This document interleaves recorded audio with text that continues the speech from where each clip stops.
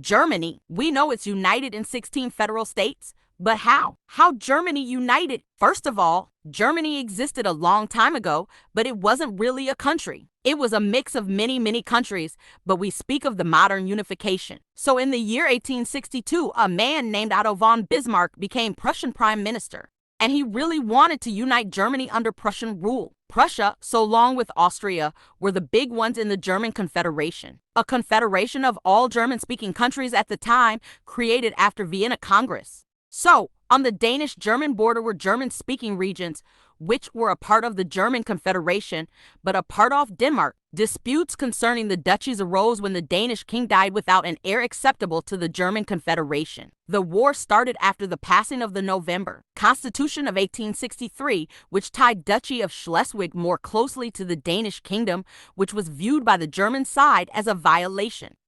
The war began on February 1, 1864, when Prussian and Austrian forces crossed the border into the Danish fief Schleswig. Denmark fought troops of the Kingdom of Prussia and the Austrian Empire representing the German Confederation. The war ended on October 30, 1864, with the Treaty of Vienna and Denmark's cession of the duchies of Schleswig except for the island of Aar, which remained Danish, Holstein, and Saxe-Lauenburg to Prussia and Austria.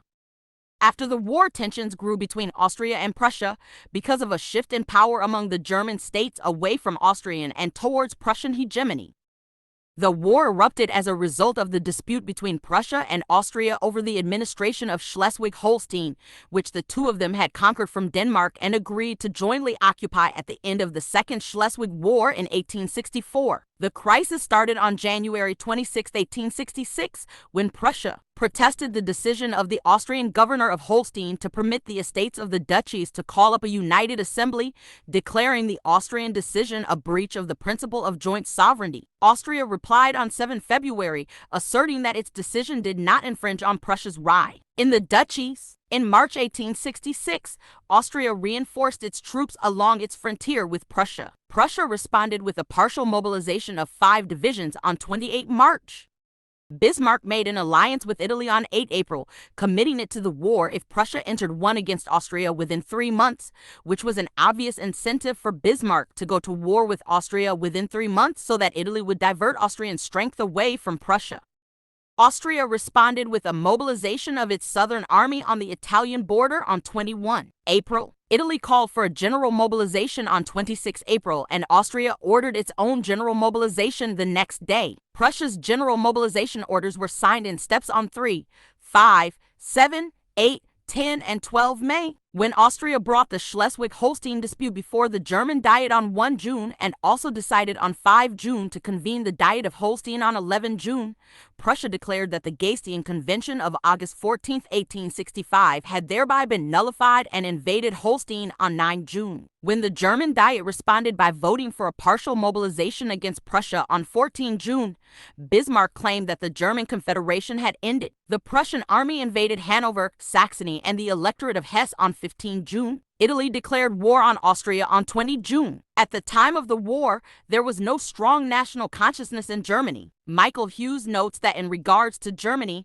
nationalism was a minority movement, deeply divided and with only a marginal impact on German political life. On August 23, 1866, Austria surrendered and Prussia annexed several states and formed the North German Confederation. But it wasn't all. Prussia still wanted the southern German states. The North German Confederation didn't last too long because, you see, it's time for war with France. The conflict was caused primarily by France's determination to reassert its dominant position in continental Europe, which appeared in question following the decisive Prussian victory over Austria in 1866-13. According to some historians, Prussian Chancellor Otto von Bismarck deliberately provoked the French into declaring war on Prussia in order to induce 4 independent southern German states, Baden, Württemberg, Bavaria, and Hesse-Darmstadt, to join the North German Confederation. Other historians contend that Bismarck exploited the circumstances as they unfolded. All agree that Bismarck recognized the potential for new German alliances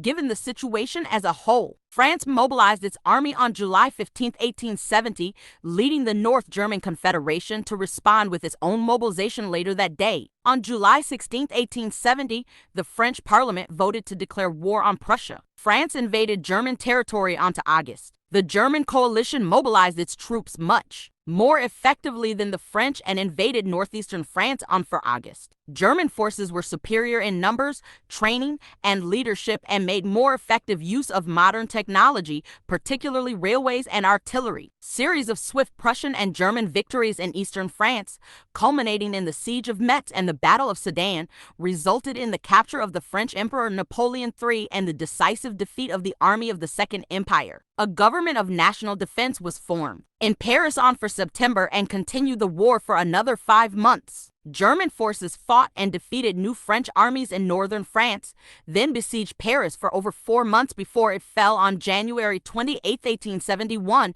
effectively ending the war. In the waning days of the war, with German victory all but assured, the German states proclaimed their union as the German Empire under the Prussian King Wilhelm I and Chancellor Bismarck. With the notable exception of Austria, the vast majority of German speakers were united under a nation-state. For the first time, following an armistice with France, the Treaty of Frankfurt was signed on May 10, 1871, giving Germany billions of francs in war indemnity, as well as most of Alsace and parts of Lorraine, which became the imperial territory of Alsace-Lorraine. The new German Empire had plans for its new country, but which and how to be continued. Thanks for watching.